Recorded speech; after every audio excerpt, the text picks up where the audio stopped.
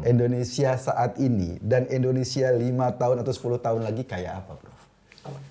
Ya, istilah saya itu straight to the point ya. Ya.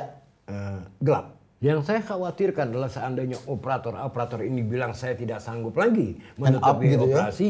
Nah ini 7 juta loh driver ojol at stake loh. Ya, ini ya nasibnya ya. Nasibnya, ya. Dan setiap ojol itu bisa menghidupkan 3-4 orang. Ya kan, Iya, di rumahnya ya. Berapa puluh juta yang bisa menjadi korban. Nah intinya adalah bahwa kalau Anda tidak suka cari negara lain. Nah seperti itu tadi ya kan. Iya. Begitu arogannya pemerintah ini ya, begitu sombongnya pemerintah. Dan saya khawatir ini akan memicu badai PHK di Q3 dan Q4, kuartal 3 dan kuartal 4. Ya kan? Ini bayangin berapa banyak kalau kan PHK nanti itu yang menjadi pengangguran kan begitu ya kan. Nggak mau. Dan saya yakin juga 9 naga udah kabur. 9 naga udah kabur. Di zaman Prabowo ini, yang ancur-ancuran kepercayaan asing terhadap, kita lihat dolar.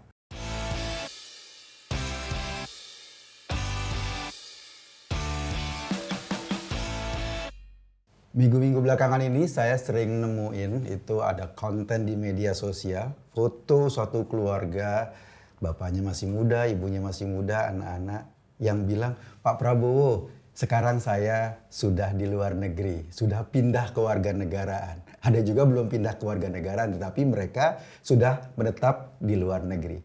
Kayaknya mereka ingin merespon pidato Pak Prabowo kemarin yang bilang bahwa kalau merasa Indonesia nggak baik-baik saja, sebaiknya pilih negara lain. Nah, ini mungkin adalah semacam ledekan netizen bahwa mereka merespon Pak Prabowo, ini sekarang saya sudah di luar negeri. Ada banyak analisa yang mengatakan bahwa kondisi kita saat ini memang masih menjadi persoalan serius. Anak-anak muda, orang-orang muda yang produktif, yang punya kesempatan untuk hijrah keluar, itu banyak hijrah keluar. Terbukti dari beberapa konten netizen belakangan ini. Orang mengamati bahwa kalau kondisi ekonomi kita masih terus seperti sekarang, banyak banget talenta-talenta muda kita yang pada akhirnya memilih berkarir di luar.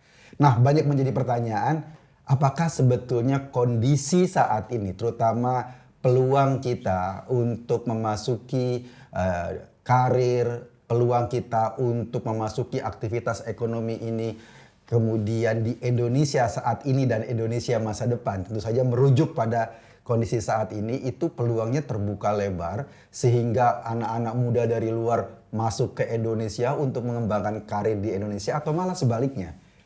Mereka mulai khawatir dengan kondisi saat ini, mereka ragu tentang masa depan kita, lalu mereka memilih berkarir di luar. Itu tentu saja bagi mereka yang punya modal pendidikan, barangkali relasi, pengalaman dan lain-lain. Tapi banyak atau jutaan anak muda kita yang nggak punya modal seperti itu, yang pada akhirnya terjebak dalam kondisi kita saat ini. Nah, breakdown kali ini pengen membahas ini, kondisi dunia tenaga kerja kita. Peluangnya gimana sih ke depan? Kira-kira suram atau cerah? Kira-kira punya peluang nggak untuk anak-anak muda kita menatap Indonesia tahun 2045 nanti 100 tahun kemerdekaan Indonesia sebagai Indonesia emas atau malah Indonesia cemas. Kali ini kita mau ngobrol sama Prof. Ferry Latuihin. Prof, terima kasih sudah datang di sini. Thank you atas undangannya Mas Eko. Makasih. Nah, Prof. Ferry ini pasti punya perspektif. Saya pingin ngomong dari yang global dulu, Prof. Kira-kira nih Prof, kalau dari pengamatan Anda, Indonesia saat ini dan Indonesia 5 tahun atau 10 tahun lagi kayak apa, Prof? Ya, istilah saya itu straight to the point ya. Ya. Gelap. Gelap. Wow. Tentu saya punya reason, punya alasan untuk mengatakan gelap ya. Gelap karena problem kita itu bukan cuma sekedar problem struktural. Seperti orang katakan ya, kita mempunyai problem struktural dalam ekonomi kita. Tapi lebih kena lagi kalau kita katakan problem kita itu sifatnya institusional. institusional. Nah, ini beda struktural dan institusional, bedanya apa tuh? Beda. Nah, struktural ini justru akibat daripada institutional problem. Saya kasih contoh ya. Institusional itu terkait dengan masalah satu, rule of law. Oke. Kepastian hukum. Itu hampir tidak ada di negeri kita ya. Bahkan di mata asing nol. Di mata asing nol? Nol, dianggap nol. Masalah rule of law ya. Kita lihat lagi bagaimana kasus korupsi ya kan, kasus bancakan ya kan, program-program seperti MBG udah notabene itu bancakan, tidak di moratorium malah dipaksakan, KDMP gitu kan. Ini institusional. Jadi yang bermain di sini bukanlah sebetulnya bukan demokrasi tapi power. Ya, power politik dan ini sangat menakutkan untuk foreign investor ya. Birokrasi yang begitu gemuk ya kan, bagaimana kita lihat 108 apa 110 sekarang kalau nggak salah menteri dan wakil menteri. Ya, itu gila, itu sangat mengalahkan negara paling superpower sekalipun ya seperti Amerika ya. 15 sampai 20 orang ya, kita sampai 110 orang gitu kan. Yang kedua adalah kembali regulasi. Ya, dan terutama di dalam pemerintahan Prabowo ini ya, regulasinya sama sekali mengerikan Mas Eko ya. Saya kasih contoh lah ya. Misalnya PT DSI ekspor satu pintu itu kan. Waduh, ini mengerikan sekali loh ya. Dan operationnya apakah memang mampu melakukan itu, dan yang kedua itu adalah bisa membuat apa yang namanya menimbulkan moral hazard ya kan ya. Ya, karena kan eksportir harus pintu dan antara dulu PT DSI baru bisa mengekspor barangnya keluar sana. Ya kan ya, bukan tidak mungkin yang dilakukan nanti adalah kamu mau nggak? Kalau enggak ya kan ya, ini sesuatu yang redundant ya. Padahal kalau memang problemnya adalah under invoicing ya, itu sebetulnya konsultan, bukan mendirikan badan baru ya yang bertindak sebagai eksportir. Ya, ini udah ketahuan dan kita tahu bahwa komoditas itu seperti batu bara dan sawit dan ferroalloy itu andalan kita mendapatkan devisa. Ya kan, nah akibat dari itu aja kemarin kita lihat setelah 72 bulan berturut-turut kita surplus balance kemarin kita, defisit ya. Jadi defisit 1,61 miliar. This is just the beginning gitu loh ya. Nah, ini makanya saya ngeri ya mengenai masalah regulasi ya. Regulasi yang bisa berubah kapan aja. Ya kan ya. Setiap hari bisa berubah. Bahkan sekarang ini ada tendensi regulasinya itu memusuhi bisnis. Ada tendensi memusuhi bisnis. Dan itu dirasakan oleh? Dirasakan. Contohnya adalah commission fee dari ojol. Tiba-tiba Pak Prabowo bilang pada Mei Day kemarin dipotong dari 20% menjadi 8%. Ya kan, padahal kita tahu ya operator-operator ojol itu bukunya masih berdarah-darah ya, even dari 20% ya. Yang saya khawatirkan adalah seandainya operator-operator ini bilang saya tidak sanggup lagi menutup biaya operasi. Nah, ini 7 juta loh driver ojol at stake loh. Ya, ini ya nasibnya ya.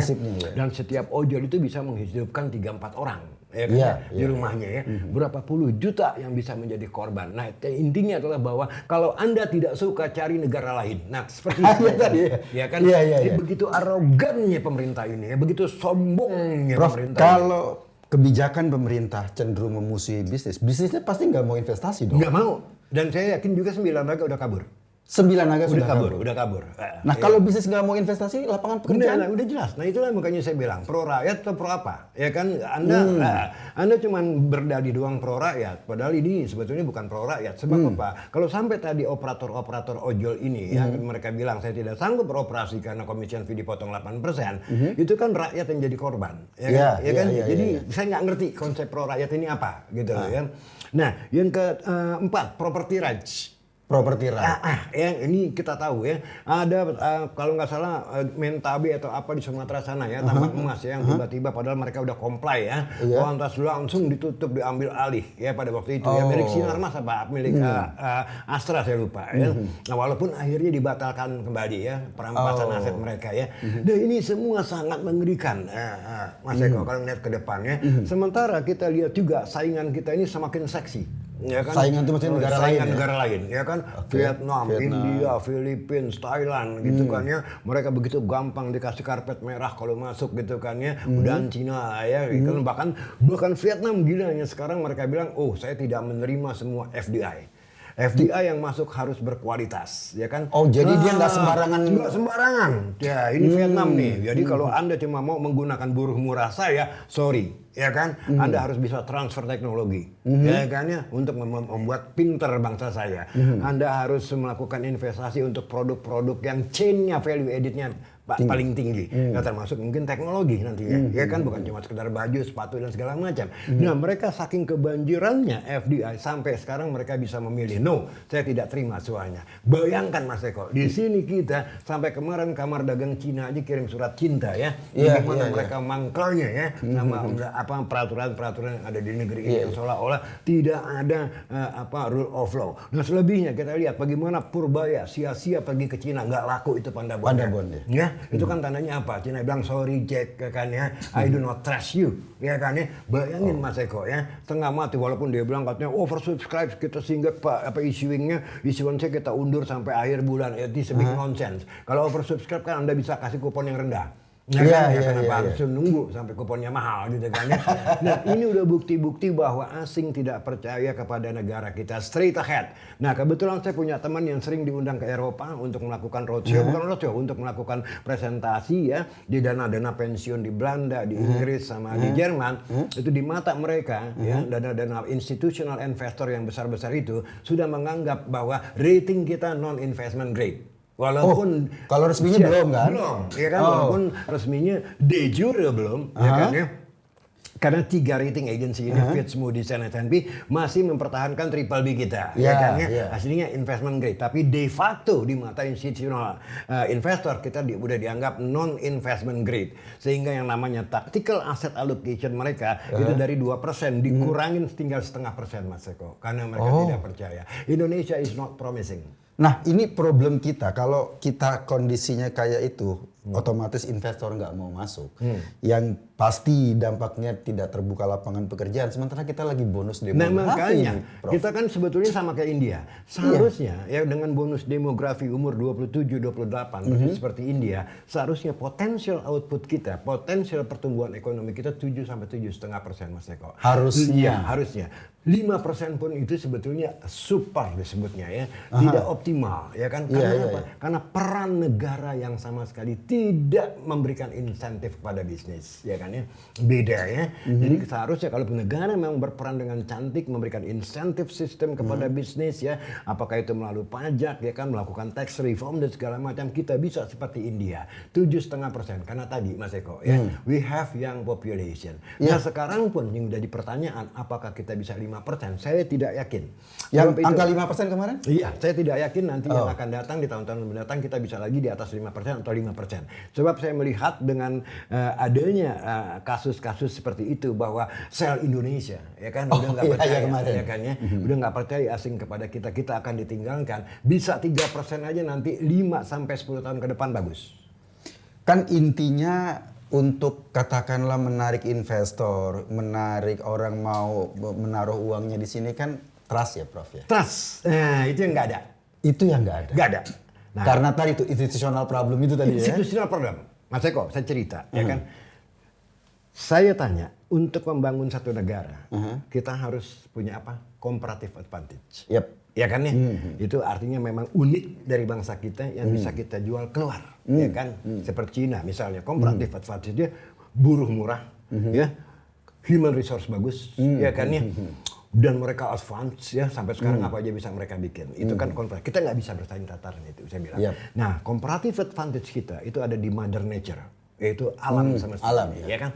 Dan kita tahu dengan climate change, semua negara, apalagi data-data center, ya teknologi company perlu yang namanya carbon credit. Dan kita bisa membangun ekosistem yang sangat luas, ratusan juta hektar, ya kan, untuk menambang, untuk apa, membangun ekosistem seperti mangrove, hutan bakau, dan segala macam ya, bahkan gambut itu kan untuk menyerap karbon. Dan karbon kreditnya bisa kita jual, ya kan, dengan kita menjual karbon kredit kita menghijaukan alam kita, ekonomi kita bisa membayar buruh di lapangan yang menjaga ekosistem kita itu 2-3 kali UMR Mas Eko. Saya udah hitung. Ya kan? Saya udah hitung, ya kan, dan saya fight untuk itu udah cukup lama ya pada waktu modal kita untuk jadi negara yang punya karbon kredit besar luar biasa dunia, kan? Luar biasa Mas Eko. Kita ada di Ekuator ya, sama kayak Brazil lah. Brazil itu punya Amazon namanya ya. Nah, mereka udah mulai dengan itu. Tapi masalahnya Mas Eko, asing bilang bukan masalah Anda punya ekosistem, bukan masalah registry. Kan itu kan ada registry seperti Vera misalnya ya. Bukan itu. Masalahnya adalah trust. Trust tadi ya. Trust tadi. Ya mereka nggak tahu. Begitu mereka udah bayar kontrak sama kita untuk carbon capture, carbon credit, 5 tahun kemudian datang lagi RI1 yang tidak jelas juga. Berubah lagi Nanti regulasinya sehingga kita tidak bisa mengkapitalisasi potensi kita. Prof, gini Prof, soal trust ini kan soal bagaimana orang luar meng-capture kita ya, melihat, menilai kita. Betul. Itu menurut analisa Anda, trust itu turun pada titik nadir itu sejak pemerintahan sebelumnya, karena memang kan isu soal korupsi dan lain-lain kan bukan cuma pada di pemerintah ini saja. Atau turunnya ini sekarang makin dalam atau gimana? Apakah ini adalah kelanjutan dari pemerintahan sebelumnya atau gimana? Enggak. Kalau sebelumnya sih zaman Jokowi masih biasa-biasa aja ya, belum ada sel Indonesia. Di zaman Prabowo ini, yang ancur-ancuran kepercayaan asing terhadap, kita lihat dolar. Ini kalau nggak diintervensi sama BI abis-abisan, ini udah di atas 20.000 Mas Eko. Ini mati-matian. Dan yang saya ngeri, kita punya swap position 28 miliar US dollar. Artinya apa? Asing masuk ke Indonesia, menjual dolarnya, tapi dengan melakukan hedging, saya akan beli balik pada harga tertentu. Nah, karena dia nggak percaya bahwa rupiah ini akan menguat. Kalau dia nanti misalnya dia beli SRBI atau beli SBN tanpa di hedging, tahu-tahu dolar ke 25.000, mereka bohong dong, rugi dong. Dia harus beli buyback dari 25.000. Nah, 28 miliar US dollar ini menurut saya ini a ticking time bomb. Ini bom waktu. Sebab cadangan devisa kita cuma 140 miliar, Mas Eko. Kalau sampai itu 28 miliar itu dicairkan menjadi dolar, selesai kita. Itu jangka pendek, jangka panjang tuh Prof? 1 tahun. Wow, berarti agak ngeri. Agak ngeri. Nah, Prof, bagi anak-anak muda kita ini, saya kalau dengar Anda ngomong itu jadi deg-degan terus. Lihat ekonomi Indonesia ini ke depan gimana. Terus problemnya adalah bagaimana lapangan kerja ini bisa terbuka. Kita tahu sekarang lapangan pekerjaan sektor formal sudah makin tergerus, sudah beralih ke sektor informal. Sekarang sektor informal juga sudah dikejar-kejar pajak. Iya, ada sampai Babinsa ya. Iya kan? Padahal ini juga salah satu sektor yang menyerap tenaga kerja kan. Nah ini kalau kondisinya begini terus, Prof, sektor formalnya nggak bekerja secara maksimal, informalnya juga lagi deg-degan, terus kita mau kemana? Nah saya yang ngeri adalah keresahan sosial menjadi kerusuhan sosial. Itu yang saya ngeri ya, karena biar bagaimana rakyat yang sekarang daya belinya sudah drop sama sekali 5 tahun terakhir ya. Kita lihat juga middle income class kita drop ya dari 57 juta 5-6 tahun yang lalu sekarang tinggal 45-46 juta mungkin ya. Belum lagi kita lihat pinjol ya, begitu maraknya ya sekarang ya, orang udah bukan makan tabungan lagi tapi makan pinjaman. Dan ini fakta di lapangan ya. Dan sekarang kita mengalami lagi satu ya yang harus kita waspadai Mas Eko ini untuk dalam jangka waktu depan, ini El Nino. Ini kalau sampai dia ganas di bulan Agustus, bukan tidak mungkin akan memicu krisis pangan all over the world, yang mana akan di kita nanti harga-harga pangan itu bisa double digit inflation. Itu ngeri dalam jangka pendek ya. Nah selebihnya lagi kita lihat juga ya indikator lain Mas Eko ya, bagaimana ekonomi outlook kita dalam jangka pendek menengah ini gloomy, artinya gelap ya kan. PMI kita, Purchasing Manager Index, jatuh dari 50 ke 46,9. Dan itu artinya kontraksi yang sangat dahsyat loh di sektor. Itu artinya kalau PMI jatuh berarti investor nggak mau investasi atau gimana? Output dari manufacturing sektor kita ini turun. Outputnya ya. Outputnya turun. Penjualannya ya. Semuanya ya. Kalau 50 netral, di atas 50 ekspansi. Ya. Di bawah 50 itu kontraksi. Ya kan? Dan jatuhnya itu dalam. Dari 50 ke 46,9. Dan saya khawatir ini akan memicu badai PHK di Q3 dan Q4. Kuartal 3 dan kuartal 4. Ya kan? Ini bayangin berapa banyak kalau kan PHK nanti itu yang menjadi pengangguran kan begitu.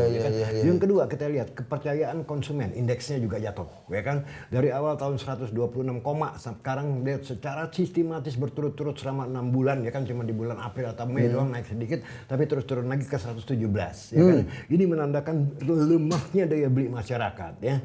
Nah, kalau kita lihat PMI adalah masalah investasi.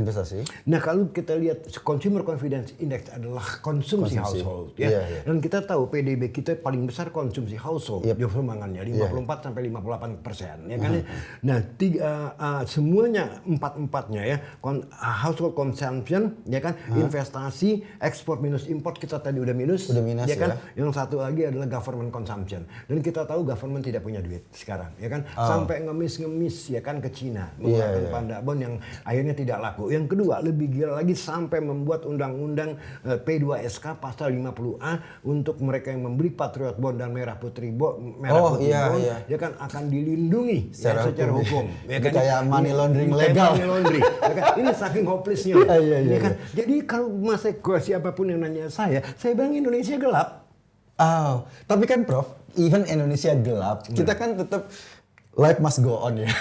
Betul. Harus tetap hidup nih. Betul. Nah, saya nggak tahu apa namanya kabarnya Prof Ferry punya semacam trik lah ya atau cara bagaimana melihat bagaimana orang cerdas menempatkan investasi, melihat suasana ekonomi kondisi saat ini, kira-kira kita harus gimana? Saya dengar Anda juga buka semacam apa workshop ya? Workshop. Nah, Prof dijelasin Prof, barangkali ini penting buat publik agar kita tahu kalau seandainya kita punya kelebihan uang dalam kondisi ekonomi kayak gini kita harus ngapain. Gitu Prof? Iya, benar Mas Eko. Saya mengadakan workshop nanti yang namanya company valuation, ya kan? Bagaimana memvaluasi suatu perusahaan itu tanggal 1 dan 2 Agustus bertempat di Hotel A1 di Jalan Wahid Hasim ya, nggak jauh dari Sarinah dan Sabang. Itu 2 hari full Mas Eko. 2 hari full ya? Iya. Dari pagi, Sabtu Minggu ya, dari pagi setengah 9 pagi sampai jam 5 sore, Sabtu dan Minggu, dan sifatnya praktis ya. Saya tidak ajarin teori-teori ya. Peserta yang ikut itu harus membawa laptop sebab kita bekerja dengan Excel dan real data. Dan artinya real data, kita bedah bukunya Telkom, emiten-emiten ya, Astra, Indofood, Gajah Tunggal, Unilever, Bank Mandiri, BCA, kita bedah di tempat, di laporan keuangannya melalui websitenya, ya kan, kita valuasi harga sahamnya kemahalan atau tidak, ya kan, berapa sih harga pantasnya yang saham realnya Telkom, gitu yang realnya, ya kan, jangan sampai nanti Anda beli saham kemahalan, gitu kan, yang jelas kalau kemahalan nanti akan turun, gitu kan ya, sehingga Anda rugi ya. Nah itu yang saya ajarkan dan tidak diajarkan di kampus manapun juga. Tidak ada. Jadi ini lebih pada bagaimana cara melihat perusahaan-perusahaan emiten ya? Benar, emiten-emiten yang di Bursa Efek kita bisa juga di Bursa Efek lain di New York, ya kan? Tapi ya kita fokus saja membedah laporan-laporan keuangan emiten-emiten di Bursa Efek kita. Sifatnya kemarin praktis Mas Eko, ya kan ya. Nah ini tapi tempatnya terbatas, maaf ya, katakan ya. Karena saya capek ngajar 2 hari itu cuma 25 orang. Nah bagi teman-teman yang tertarik ya mungkin bisa daftar ya di deskripsi ada deskripsi ini. Ya. Kontak personnya ada ya Mas Eko ya, bisa menghubungi itu. Tapi again, Anda tidak dapatkan di kampus manapun juga sebab ini pengalaman praktis saya selama lebih dari 30 tahun di pasar modal. Prof, syarat awalnya katakanlah misalnya saya mau ikutan, minimal saya harus ngerti itu background apa? Enggak penting. Yang penting Anda sudah dewasa, Anda pernah bekerja atau Anda pernah kuliah, iya kan? Atau Anda pernah punya usaha sendiri. Saya yakin saya akan bimbing Anda dari kilometer 0 sampai kilometer 100, ya kan? Dan saya yakin Anda pasti paham. Jadi bisa juga ini menjadi pegangan kita kalau seandainya kita mau katakanlah jadi investor di bursa ya? Iya. Itu memang minimal pegangan awal kita kan? Setidak-tidaknya kita punya knowledge, kita tahu ya bahwa saham ini kemahalan atau kemurahan sehingga kita bisa mengambil decision buy atau sell gitu loh ya. Jadi Anda tidak boleh bilang meminimalisir risiko ya, sebab namanya pasar modal itu risiko. Dan nanti juga di dalam workshop tersebut saya bahas mengenai ekonomi ya, misalnya indeks akan kemana dengan segala macam alasan saya. Saatnya masuk kata bukan, dan seandainya Anda rasa ini kemurahan, maka apa yang harus saya lakukan? Wah bener nih Prof, misalnya ya ini kemurahan nih saham Telkom sekian misalnya, saatnya buy atau tidak? Nah kita bahas ya kan, kapan saatnya buy? Jadi ada variabel-variabel apa yang bisa mempengaruhi gitu ya? Benar, itu praktis. Gitu. Ya karena Anda kan punya pengalaman yang katakanlah cukup banget tuh di financial industry ya? Iya, lebih sampai so far nggak pernah ada yang kecewa. Gitu Prof. Nah ini kan pelajaran penting Prof. Katakanlah anak muda kita mungkin ada yang sekarang baru saja lulus tingin juga. Kalau sekarang kan sudah ada tren anak-anak muda itu, ini kita mau trading, mau cari cuan dan lain-lain. Kalau dasar atau basic mereka nggak ngerti, kan ini kan juga beresiko nanti ya. Pasti, nanti saya ajarin bagaimana investor yang benar mengambil decision untuk melakukan investasi ya. Nah, kalau trading tak-tak gitu, saya yakin lebih banyak yang mati daripada yang hidup, ya kan ya. Ya gitu ya.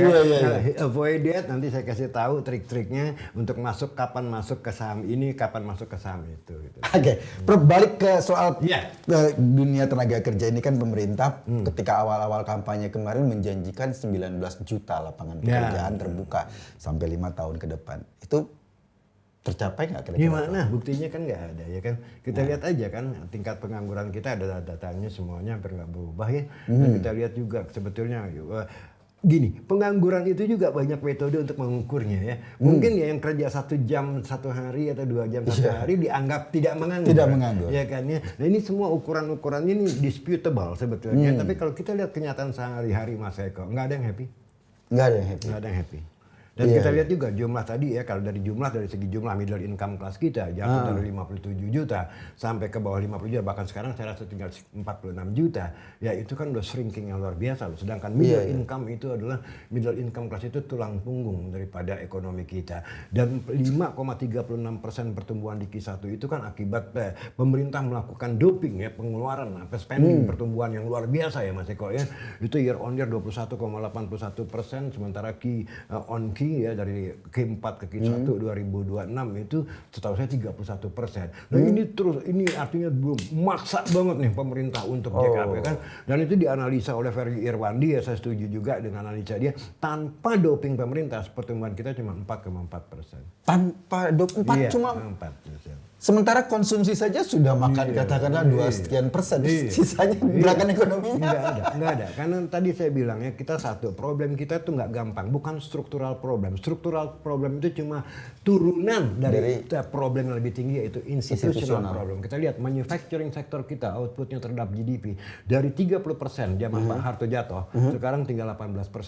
Artinya ini kan secara sistematis dia turun terus ya. Dan manufacturing sektor, nah itu sektor yang paling banyak menyerap tenaga kerja. Bagaimana Anda bisa bilang 19 juta? Dari mana Anda mau menambah 19 juta? Apakah Anda mengandalkan MBG? Dan terbukti kok ya, penelitian KPK waktu itu cuma 5% uang yang beredar dari MBG. Bagaimana bisa mencapai? Dan kita lihat juga kan ada yang ngasih susu Ultra Jaya. Iya kan, sama roti. Ini penciptaan lapangan kerja apa ya kan? Ya makanya saya fighting. Saya bilang harus dibubarkan namanya MBG. Artinya saya pernah dengar statement Anda bahwa tanda keseriusan pemerintah itu adalah membubarkan MBG. Ya, gini lah, dirasionalisir lah ya. Enggak 335 triliun, enggak 272 triliun. Kalau Anda targeting ke daerah-daerah tertinggal, ya kan, yang paling juga ya jumlah anak siswanya juga paling cuma sekitar 5 sampai 7 juta. Paling Anda perlu cuma 10-20 triliun, tidak 272 triliun untuk tahun depan. Ini kan pemborosan yang sangat dahsyat. Masalahnya kita lagi tidak punya uang. Even kalau toh punya uang tidak bisa kita afford it, Mas Eko. Karena ini bukan investasi. Jadi kalau ini dianggap investasi itu bohong sekali. Ini konsumsi kok. Ya kan, masuk di sini keluar di toilet kan istilahnya begitu ya kan. Yang namanya investasi itu ya jalanan, jembatan, pelabuhan ya kan, transportation system, semuanya itu investasi yang namanya tangible. Yang intangible itu pendidikan Mas Eko, research and development, kesehatan, itu baru investasi. Loh ini kok dimakan lantas dibuang ke belakang kok dibilang investasi. Itu kan bodoh sekali. Mungkin kategorinya ini bansos kali ya. Iya lah, mendingan ketahuan duit yang begitu dikasih bansos. Ketimbang jadi bancakan. Ya kan? Kan udah terbukti gitu, dan Hindayana kepala bagian ditangkap. Itu kan udah bukti bahwa proyek ini nggak benar. Seharusnya pemerintah yang waras akan melakukan moratorium untuk mengevaluasi ulang, bukan memaksakan. Prof, gini Prof, kalau tadi kita dengerin semua penjelasan Anda tentang kondisi Indonesia ini, kok kita jadi deg-degan nih ke depan. Terus ada saran nggak? Kayak anak-anak muda kita ini. Harusnya bersikap seperti apa? Iya mereka kan tentu saja tidak bisa mempengaruhi kebijakan, mereka tidak bisa, mereka tetap harus survive, harus hidup. Anda punya saran nggak? Anak-anak muda kita yang katakanlah sekarang kuliah di semester-semester akhir atau angkatan kerja yang sudah lulus, ini mereka harus bersikap seperti apa? Merespon kondisi ekonomi dan negara yang Nah, seperti itu ini? pertanyaan yang bagus. Sebab gini, pertanyaan bagus karena saya juga tidak tahu jawabannya sebetulnya. Ya kan? Benar. Saya bongkar ya kan. Nah, ini generasi yang seharusnya menjadi penerus bangsa kita dan seharusnya mereka mendapatkan tempat yang layak setelah menyelesaikan studinya kan begitu. Iya, ya iya, kan? iya. Tapi dengan kondisi seperti ini mereka tidak tahu ya. Cuman satu saran saya, ya kan ya. Sekarang dengan berkembangnya AI, dengan berkembangnya teknologi, ya kan apa yang banyak dilakukan dan mereka-mereka yang berhasil itu biasanya mereka menjadi konten kreator. Oh, Ya kan ya, iya, iya. mereka berkumpul ya sesama Gen Z, Gen Z, ya kan, mungkin satu kampus ya kan, entah menyediakan marketing channel, ya kan ya, oke. ya untuk produk-produk. Artinya apa? Anda jangan berharap dari negara. Ya kan? Ya, Anda harus berharap, Anda harus berusaha sendiri generasi yang ini, ya kan sekarang ini, ya supaya Anda bisa survive. Jangan berharap apapun, don't expect anything from the state. Ya, the state can do nothing for you, gitu kan? Itu problem saya. Kenapa? The state sekarang ini semakin lama semakin besar, peranannya ya, bahkan mengambil alih peranan swasta. Gitu loh ya. Bagaimana kita bisa tumbuh dengan baik kalau swasta itu dimatikan, kan begitu. Iya. Tadi saya kasih contoh, ojol, ya kan itu mau dimatikan, kayak begitu ya. Ekspor, ya kan yang notabene adalah sawit dan komoditas yang lain, ya kan itu merupakan andalan kita untuk mendapatkan devisa. Mau dibunuh dengan PT DSI, ya kan. Sorry itu saya lihat, saya bilang ini mau dibunuh, ya kan. Dan jadi memang outlook sangat gelap dan untuk Gen Z ini saya bilang Anda harus kreatif. Kebetulan ini anak-anak yang lahir di tengah teknologi, ya kan ya. Mereka paham sekali. Ya kan artificial intelligence yang ujung-ujungnya Anda harus bisa membentuk tim Anda untuk menghasilkan uang ya, mengeluarkan ide-ide yang cantik ya. Mungkin ya istilahnya beginilah ya, kita hidup di alam yang namanya simulakra. Ya kan, iya kan ya, ini simulacra kata Pierre Bourdieu kalau nggak salah ya. Nah artinya apa? Anda harus bisa menciptakan konten-konten yang kreatif untuk produk-produk yang memang sudah difabrikasi, ya kan. Dan di situ secara tidak langsung Anda memberikan value edit kepada mereka-mereka produsen-produsen ya untuk memasarkan produk-produknya. Banyak loh yang berhasil Mas Eko. Iya. Jadi intinya jangan berharap pada negara. Jangan berharap pada negara, karena negara ini kan kita lihat sekarang Babin saja diturunin untuk ngejar-ngejar orang desa ya, pajaknya ya. Ini kan negara udah sakit kayak begini. Sakit jiwa ya kan, saking gembelnya, saking bokeknya mungkin ya, sampai Babinsa diturunkan untuk ngejar. Di marketplace sekarang sudah kena pajak. Nah, marketplace itu dalam perjanjian WTO nggak boleh loh. Seharusnya ini melanggar undang-undang setahu saya ya. Jadi itu dikenakan marketplace. Ini tandanya udah apa aja ditabrak ya kan supaya dapat uang. Iya, bahkan sekarang katakanlah konten-konten kreator yang dianggap oleh pemerintah dapat manfaat atau dapat uang dari kontennya juga dikejar pajak. Iya pasti, karena memang udah sakit ini. Prof. Heri, ini luar biasa obrolan kita, tapi pada satu hal yang ingin saya sampaikan adalah, kondisi kita gelap, tapi kan harapan harus tetap tumbuh ya. Karena kita tetap harus melihat masa depan kita pribadi. Betul. Harus tetap kita nyalakan. Nah karena itu mungkin barangkali Anda bisa melihat kalau kita bedah ekonomi kita dari sisi makro, dari sisi kebijakan, dari sisi bagaimana perilaku pemerintah, apalagi kondisi fiskal ini kan agak susah kita mau berpikir positif. Tapi kalau kita tarik dari sisi mikro, katakanlah antara kita, barangkali ini masih bisa ada jalan keluar ya, Prof. Heri. Kondisi ini mungkin ini yang terakhir, Prof. Heri. Ini dari satu kondisi dunia tenaga kerjaan kita. Di sektor formal, kita makin tergerus, PHK banyak sekali. Di sektor informal juga sedang dikejar-kejar, ya pajak dan lain-lain sudah mulai dikejar ke bawah situ. Nah, kondisi ini pernah nggak ada negara lain yang kondisinya hampir serupa lalu kemudian jadinya ujungnya jadi kayak apa? Atau ada negara yang ternyata bisa keluar dari kondisi kayak gini? Saya mengutip apa yang dikatakan oleh seorang termasuk filsuf Rusia, yaitu Leo Tolstoy. Filsuf Tolstoy bilang, happy families are all alike. Semua keluarga bahagia itu sama. But each unhappy family is unhappy in its own way. Jadi keluarga yang tidak bahagia itu memang unik, dia tidak bahagia sendiri, ya kan? Iya. Kalau yang bahagia sama semuanya, ya kan ya, nggak bisa bedain. Tapi setiap keluarga yang tidak bahagia itu unik, di ketidakbahagiaan dia tidak bisa disamakan yang lain. point. Sama, negara pun gitu. Oke. Makanya saya kutip Tolstoy tadi, ya kan ya. Nah, sekarang masalahnya adalah apakah ada contoh lain? Pasti ada. Ya kan ini kalau saya sih melihat nih pemerintah yang kayak begini nih mirip-mirip pemerintah Latin Amerika di tahun 80-an, ya kan? Sampai sekarang gitu kan ya. Artinya apa? Yang pun jungkir balik ya kan lebih parah lagi malah Venezuela, ya kan? Saking kayanya dengan minyaknya ya kan sampai semua dia nasionalisir gitu, nggak ada satupun swasta. Akhirnya hancur itu ulahnya Chavez gitu kan. Yang begitu bangga dengan natural resourcesnya sama kayak kita. Kita punya segalanya. Anda tidak suka tinggal di sini, cari negara lain gitu kan. Soalnya kita di surga nih. Kayak Kus Plus lagunya gitu kan. Ya lempar apa? Lempar kayu jadi tanaman. Gitu kan, ya. But the fact is not like that. Ya kan? Nah, sekarang masalahnya kembali lagi, ya kan apa yang bisa dilakukan oleh pemerintah saat ini gitu kan. Dan apa yang bisa diharapkan oleh generasi muda saat ini. Ya kan? Pesan saya satu, ya kan? Demokrasi itu, di dalam demokrasi Anda tidak boleh sembarangan memilih pemimpin. Oke. Karena nanti dampaknya ke Anda. Jadi jangan berpikir bahwa politik itu jauh dari kita. Bukan. Malah itu di tempat tidur kita. Di tempat tidur kita ya. Artinya pilihan politik kita apapun itu akan mempengaruhi kehidupan kita ke depan. Sangat, dan kita rasakan juga sekarang. Oke. Prof. Heri, terima kasih sudah hadir di sini membuat pencerahan. Saya berharap kita punya waktu lagi untuk banyak diskusi karena ekonomi kan berkembang terus. Anytime. Makasih Prof. Terima kasih. Oke pemirsa, ini luar biasa obrolan kita.